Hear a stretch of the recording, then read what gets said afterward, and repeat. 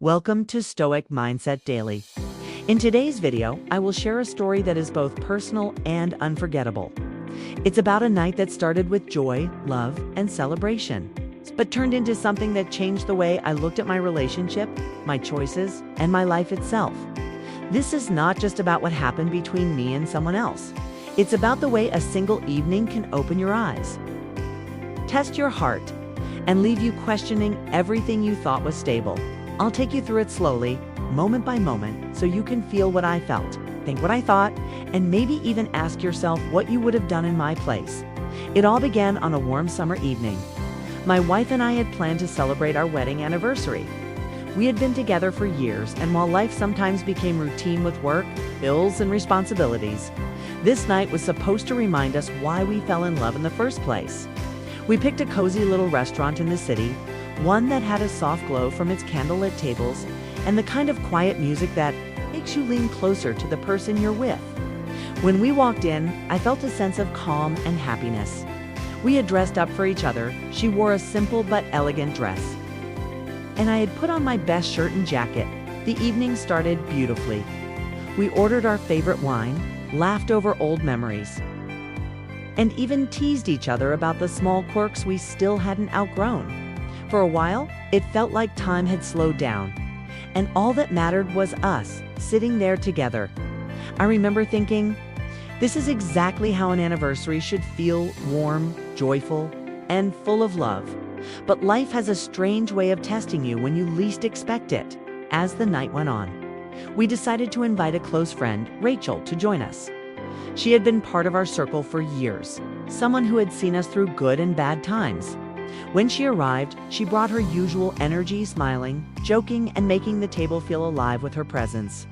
My wife welcomed her warmly, and I felt at ease because Rachel was someone we both trusted and cared about. She was not just a friend.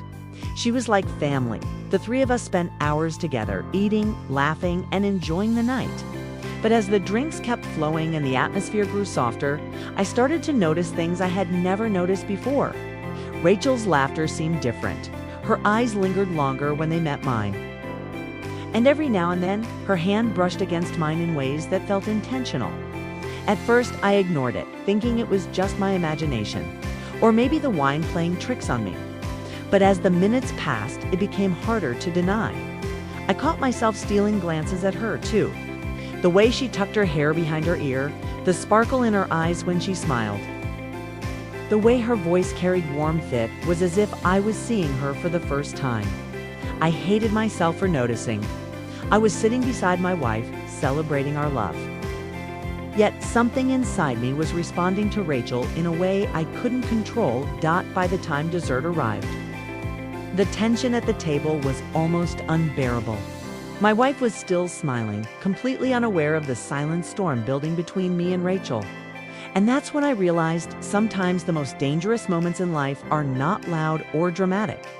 They are quiet, subtle, and wrapped in the illusion of normalcy. When the dinner finally ended, my wife excused herself for a moment to take a phone call outside. That left me alone with Rachel. The air between us felt heavy. She leaned closer, her perfume faint but unmistakable, and whispered something I will never forget. "I can see it in your eyes." "You feel it too?" My heart stopped. There was no hiding anymore. I wanted to say something, anything that would break the spell. But words failed me. I was torn between loyalty and temptation, between what was right and what was dangerously easy. Before I could respond, my wife returned, and just like that, the moment was over. Or at least, I thought it was. The night ended with hugs and goodbyes. On the surface, everything seemed fine. But inside, I was shaking. That short moment with Rachel had awakened something I didn't want to admit even to myself. When we got home, my wife fell asleep quickly, tired from the evening. But I lay awake in bed, staring at the ceiling, replaying everything in my mind: the way Rachel looked at me, the way my body reacted, the words she whispered. I knew then that this was not the end of the story. Over the following days, Rachel and I exchanged a few messages. They started innocently, just casual chats, but each message carried an unspoken undertone, a quiet acknowledgement of what had passed between us that night. I told myself I wouldn't cross any lines, that I valued my marriage too much. But the truth is, once a line has been drawn in your heart, it becomes harder and harder not to cross it. One evening, Rachel suggested meeting up. "Just to talk," she said. I should have said no. Every part of me knew it was dangerous. But I agreed. We met at a small cafe, far from where anyone would recognize us. The conversation started light, but soon the words gave way to silence. And in that silence, everything was clear. She reached across the table and touched my hand. I didn't pull away. That single touch carried more weight than I can explain. It was as if a door had opened, one I had been trying desperately to keep shut. The more time we spent together, the harder it became to resist. And yet, every time I looked at my wife, every time I saw her smile or heard her laugh, guilt crushed me. I was living in two worlds, one built on years of trust and love, and another fueled by desire and secrecy. Weeks turned into months, and the situation only grew more complicated. I tried to distance myself from Rachel, but life kept pulling us back together. She would call and I would answer. She would ask to see me, and I would find an excuse. Each time I told myself it would be the last. Each time I lied to myself. The hardest part wasn't the secrecy or the guilt, it was the realization that I had let myself reach this point. I had allowed a single evening, a single look to spiral into something that could destroy everything I had built. And deep down, I knew that if I didn't make a choice soon, the choice would be made for me.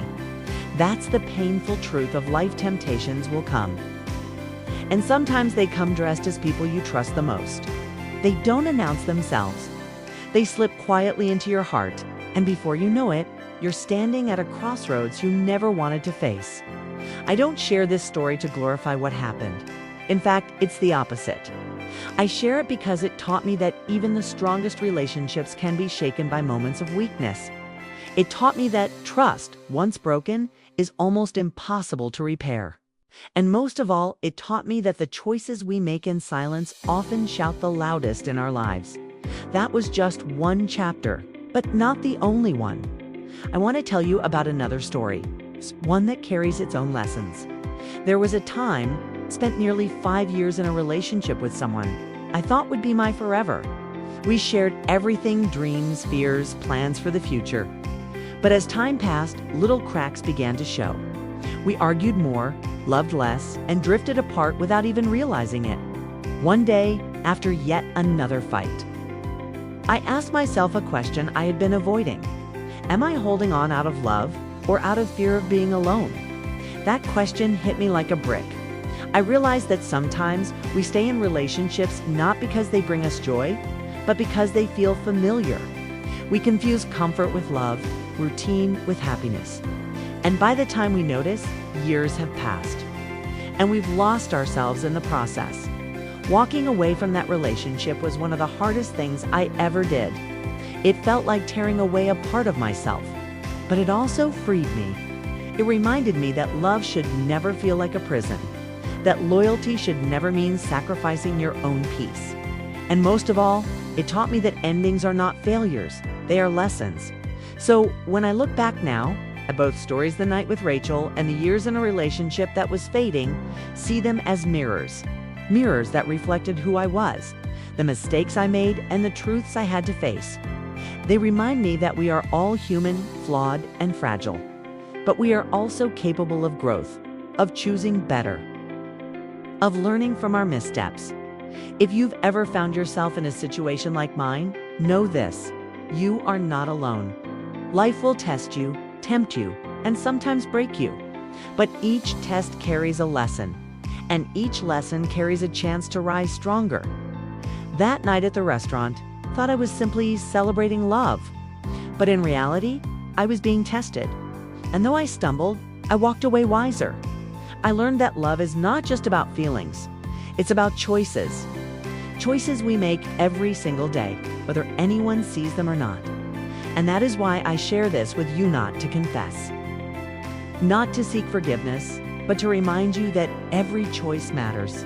Every glance, every word, every step, it all adds up. And in the end, it defines who we are. So ask yourself, when life tests you, when temptation whispers in your ear, When routine makes you forget the meaning of love, what choice will you make? Because that choice will tell your story.